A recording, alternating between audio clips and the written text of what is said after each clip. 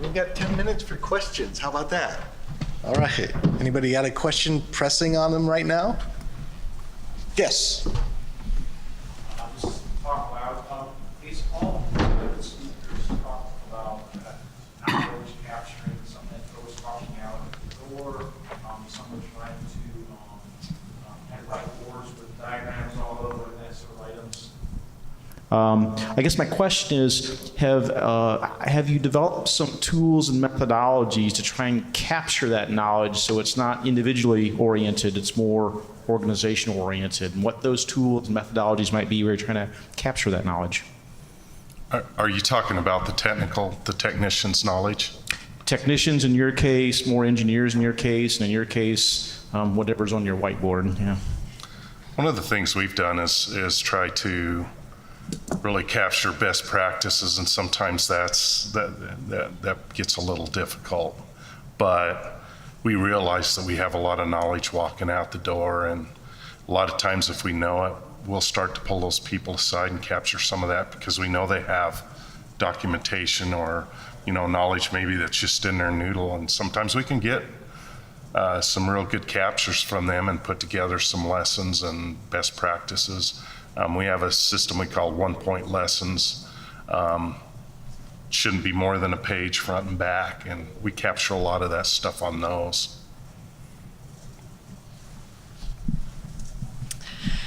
We've tried a couple different things, although I think it's still definitely a challenge, but we do have a lot of work process documentation that we attempt to keep updated. We've used some video technologies to capture some training courses, that type of thing.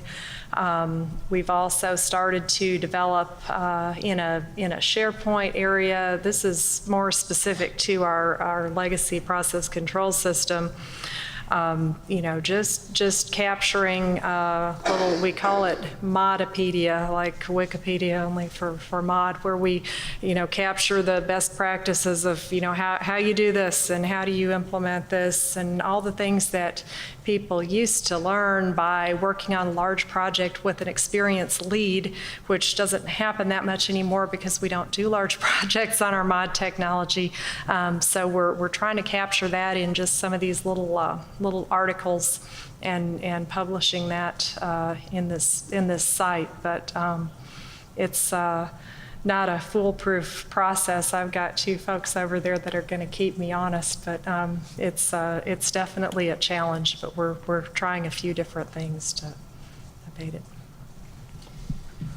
Yeah, I mean that's the people part of the process control, and that can be slower than a controller at times. But yep, similar approaches. I'll assign topics to the operators or the technicians and have them write a one-pager. And for us it's Google Docs, so it's in the cloud, it's available. But it's rudimentary at best because it's one thing to write them, it's another thing to read them. So yeah, that part I don't have a silver bullet for. I'd make one more comment on that. A process that we initiated with some of our first big projects, and I do it every time now, is kind of a postpartum, hopefully it's not a postmortem, but a postpartum project review. And it's one of those reviews where I get all of the integrators that we've used in a room, really the major players in the project, and tee it up with, don't want to hear, you should have, why didn't you, things like that. But let's be real candid about what went well and what didn't, and I document that stuff.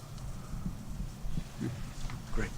Next question. Hey, good afternoon. My name is Brian Clemens, Dow Chemical. I have a question particularly addressed towards Dex. I'm curious to know what your view is. We see a lot of work going towards building an environment attractive to the millennials, because we know that's the next workforce that we're going to be working with. As the boomers leave, we look, there's a couple of decades between the boomers and the millennials. So are we going to leave that 20 years on the table, or is there something being done in that area too? That's a great question, and I've wondered myself.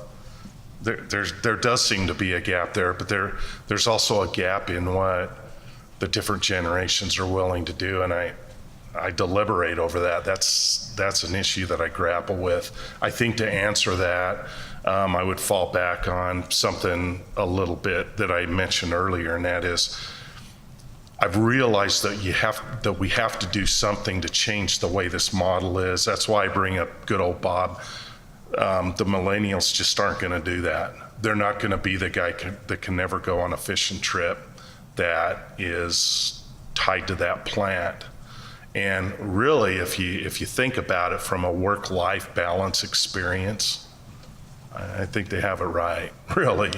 And so that was one of the reasons I looked at trying to bring in integrators to help augment that plant staff, because those guys do have people that they can call in, and they trade off being on call so that no one guy owns that all of the time. I don't know if that answers your question at all, but that's one of the things that I've tried to introduce into the mix to try to answer those questions.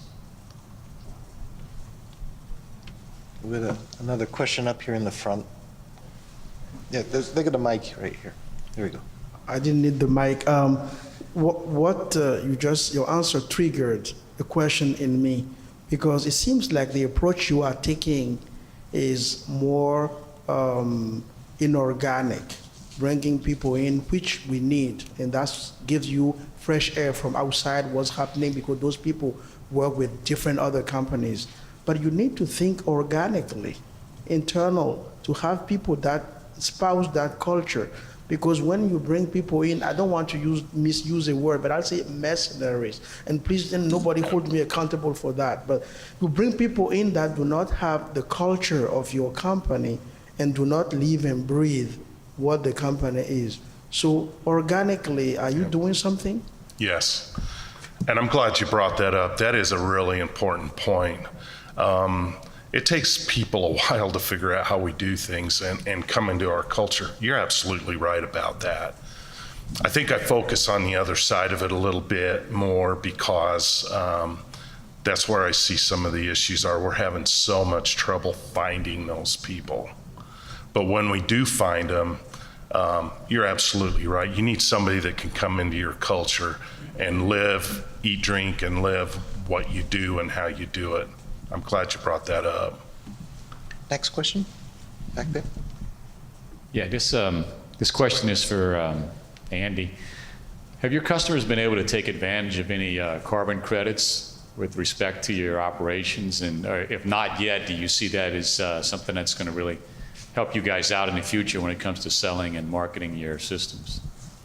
Yes, that's a great question. We call that the fourth revenue stream. So it has been worked on, it has been introduced, and we have some people still working on it. Carbon credits are notoriously kind of slippery, but the good thing is they can extend beyond the regions in which you're operating. So if we wanted to sell carbon credits in New England, we wouldn't necessarily have to be in New England. I mean, that's the idea. So we've investigated it, but more fundamentally, our presence is oftentimes the result of state-level regulations. And so state by state, there are different flaring targets for reducing flaring.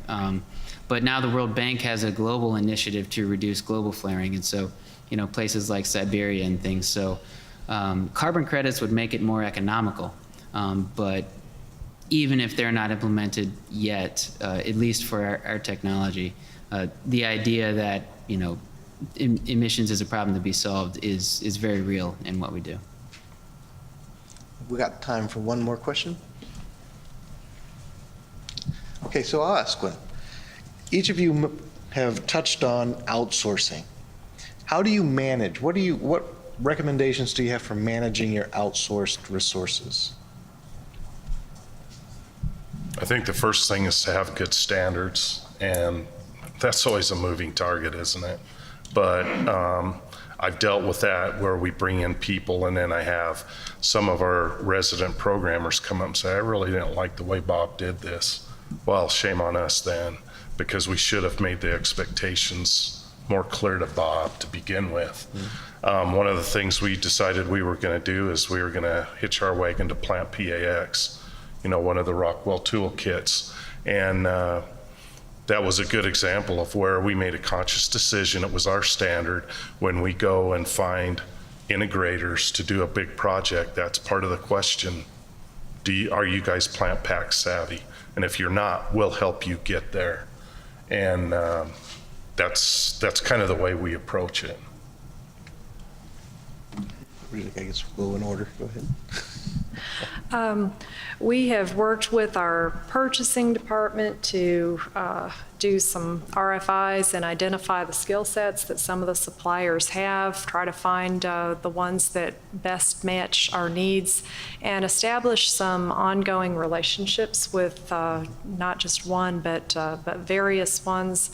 When we do bring them in, we provide them some training on our work processes and methodologies to try to get them integrated. And we also try to maintain our ratio of Dow to outsourced people at a place where we can provide appropriate oversight. The standards and specifications, as you mentioned, are very important. And we have multiple reviews built into our work processes at various stages so that each of the deliverables is reviewed, and hopefully we control the quality that way. It is a challenge, though, finding that right balance of internal to external and maintaining the quality as we move more toward the outsourcing. Yeah, Mark, I'll second those thoughts. Communication is key. There is a very strong preference to keep the core responsibilities in-house. You don't want to, divest, certain things. And we've just given small little, pilot projects, paid of course, but, be very specific, very concise with your assignment. Let them try it. If you like it, you can give them another one. But just I've heard this in a lot of other contexts this week, in fact. Defining the problem is almost more important than coming up with a solution. So. That's great. Well, guys, thank you. Thank you for attending. Keep in mind, again, the buses run from 6:30 to 6:45, straight out the doors here to my left, and to take us to the Discovery Cove. And we've got a great day tomorrow as well. Thanks.